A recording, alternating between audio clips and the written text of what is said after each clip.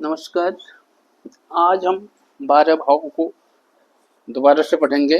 Last time पे हम इन भावों को पढ़ चुके हैं, लेकिन इस बार थोड़ा सा कुछ ऐड ऑन करके जो है हम इन चीज़ों को समझते हैं। लास्ट टाइम पे हमने पढ़ा था कि कुंडली में कितने भाव होते हैं, 12 भाव होते हैं, और ये 12 भाव हमेशा फिक्स रहते हैं। ये किसी भी जातक की कुंडली उठाएंगे, उसका ये पहला खाना प्रथम भाव ही कहलाएगा। ठीक है, इस तरीके से 12 भाव हैं। कौन कौन से हैं? प्रथम, द्वितीय, तृतीय, चतुर्थ, पंचम, षष्ठ, सप्तम, अष्टम, नवम, दशम, एकादश और द्वादश। ये 12 भाव हैं जो हमेशा फिक्स रहते हैं, ये कभी नहीं बदलते हैं। बदलती हैं यहाँ पे तो राशियां और ग्रह, ये बदलेंगे, लेकिन बाकी भाव नहीं बदलेंगे। ये तो भावों में काल पुरुष के अंग, हम यहाँ पे केवल जो हमारी बॉडी है इसको कुंडली के आधार पर, इन भावों के आधार पर जो हमें 12 भागों में बांटा गया है, जिससे हम जो है बहुत डीप लेवल पे जो है चीजों को समझ सकते हैं, है ना। अगर ऐसी जो हम पूरी कुंडली से कहीं से भी कुछ देखें तो हम इतनी चीजें जो है नहीं पकड़ पाएंगे, लेकिन ये 12 भावों में जो है काल हमारे जो है बॉडी के पार्टों को भी जो है 12 भागों में बांट दिया है, तो उससे हम जो है चीजों को बहुत करीब से जान सकते हैं। तो प्रथम भाव जो पहला घर होता है, इससे हमारे सिर का विचार किया जाता है। ये प्रथम भाव सिर है, द्वितीय भाव मुखमंडल है, तृतीय छाती, चतुर्थ हृदय, पंचम पेट है, छठा कटि प्रदेश है, सातवां नाभि से नीचे वाला पार्ट है, अष्टम हमारे गुप्तांग है, नवम जांघ है, दशम घुटने, एकादश में पिंडली और द्वादश में हमारे दोनों पैर हैं। इस तरीके से जो हमारे पूरे शरीर को 12 भागों में बांटा गया है। अब हमें पर्टिकुलर किसी भी अंग के बारे में जानना है तो हम क्या करेंगे, उस पर्टिकुलर भाव को जानेंगे। उस पर्टिकुलर भाव को हम समझेंगे कि यहाँ पे कैसा ग्रह है, यहाँ पे किस ग्रह की दृष्टि है, यहाँ पे उच्च का ग्रह है, यहाँ पे नीच का ग्रह है, यहाँ पे मित्र ग्रह है, यहाँ पे शत्रु ग्रह है, उसकी डिग्री कितनी है, वो मृत अवस्था में है या यो अवस्था में है या वृद्धावस्था में है। तो उस तरीके से हम उस पर्टिकुलर अंग को जो है जान सकते हैं।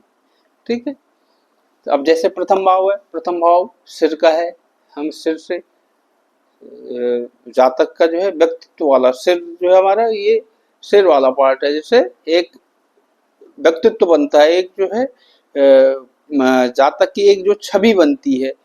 ठीक है, ओरा जिसको कहते हैं, ओरा, ओरा जो दिखता नहीं है, ओरा जो ओरा वाला भाव यही है। इसी से जो है हमें पता लगता है कि जातक का जो ओरा है किस तरह का ओरा बना हुआ है। ये प्रथम भाव है। द्वितीय भाव से मुखमंडल।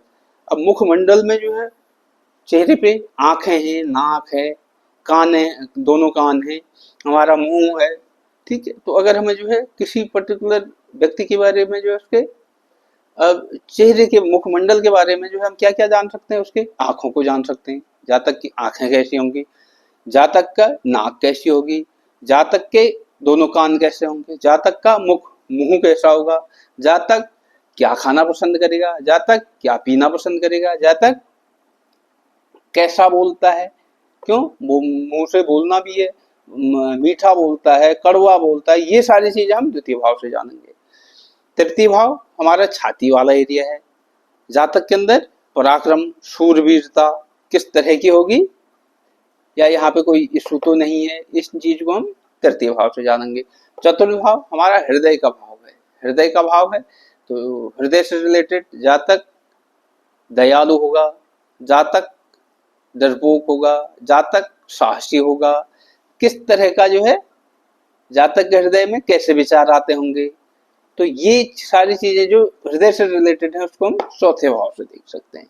उसके बाद पंचम भाव हमारा पेट का है, पेट से रिलेटेड कि जातक का डाइजेशन सिस्टम, हमारे जो है डाइजेशन सिस्टम में कोई दिक्कत ना है, हमारे जो है आहार नाल में कोई दिक्कत ना हो, जातक को किसी तरह पेट की जो है प्रॉब्लम ना हो, ये प्रॉब्लम है या नहीं है, ये सारी चीजें हम पंचम भाव से जान जाएंगे, क्योंकि पेट से रिलेटेड जो भी ऑर्गन है वो जो है यहाँ से हम चेक कर सकते हैं। उसके बाद छठा भाव कटि प्रदेश, कमर वाला है, कमर वाले पार्ट्स को जो हम छठे भाव से देखते हैं। सप्तम से हमारे नाभि वाला, नीचे नाभि के नीचे वाला पार्ट होता है, वो सप्तम भाव से हम देख सकते हैं। अष्टम भाव से हम जो है हमारे गुप्तांगों के बारे में जान सकते हैं। नवम भाव हमारी दोनों जांघें, और दशम भाव से हमारे दोनों घुटने, एकादश भाव से दोनों पिंडलियां और द्वादश भाव से दोनों पैर।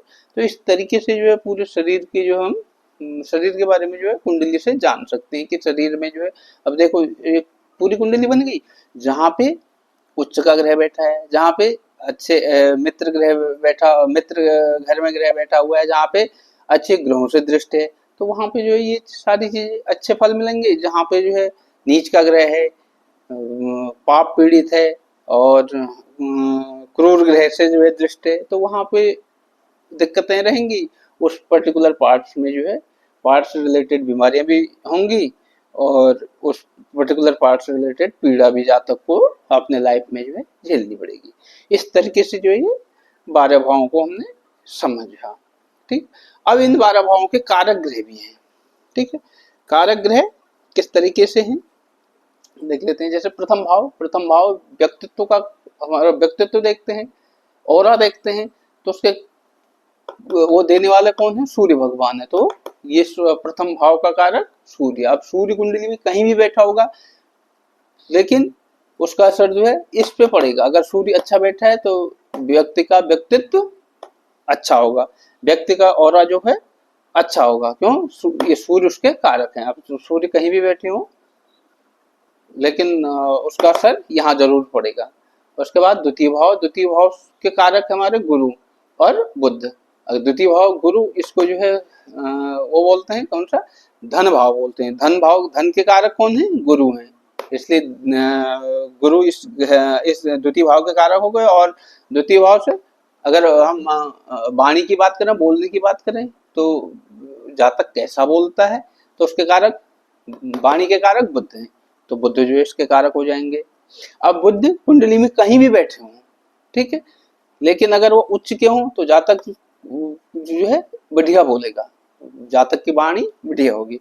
अगर वही जो है पाप पीड़ित हों, उससे पाप ग्रह से दृष्ट हों, तो उस तरीके से जो है उसकी वाणी में जो है अंतर आ जाएगा। वो ऐसे तृतीय भाव के कारक मंगल और शनि है। मंगल तृतीय भाव हमारा पराक्रम का भाव है। हमारा जो है पराक्रम कौन देता है, मंगल देता है।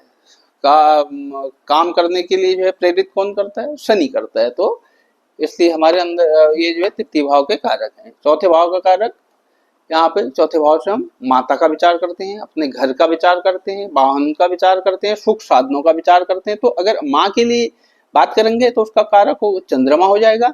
अगर हम अपने सुख साधन, घर परिवार, गाड़ी बंगले की बात करेंगे तो उसका कारक शुक्र हो जाएगा। उसके बाद पंचम भाव के कारक हमारे गुरु होते हैं। पंचम भाव हमारा जो है क्या है, शिक्षा का भाव है, तो इसलिए गुरु हमारे उसके लिए जो है पंचम भाव के कारक हो जाते हैं। षष्ठ भाव हमारा रोग ऋण रिपु शत्रु का है, तो जिसके कारक कौन कौन से होते हैं, मंगल, शनि और बुध।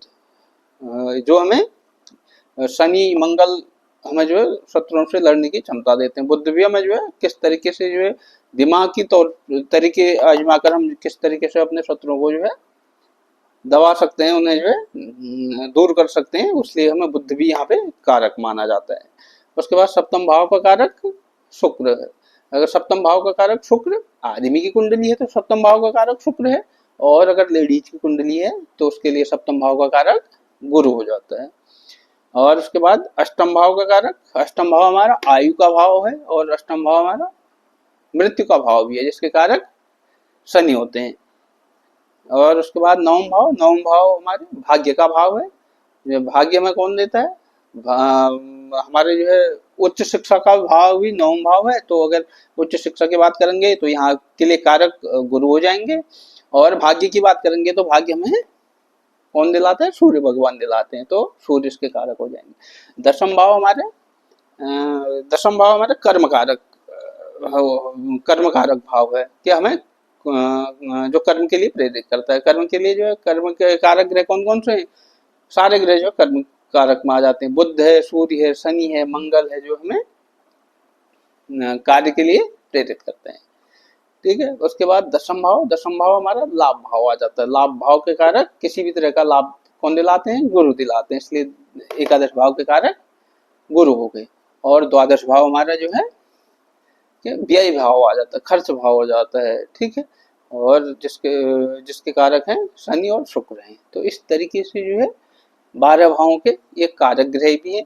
अब ये कारक ग्रह कुंडली में कहीं भी बैठे, अगर अच्छे हैं तो इन घरों पे भी जो इनका अच्छा असर पड़ेगा, और बुरे हैं तो इन घरों पे भी इनका जो है बुरा असर पड़ेगा। इस तरीके से जो है 12 भावों के जो है हमने पढ़ा। अब हमें जो है आज के लिए इतना ही, फिर जल्द हाजिर होऊंगा आपके लिए कुछ नया लेकर। तब तक के लिए नमस्कार।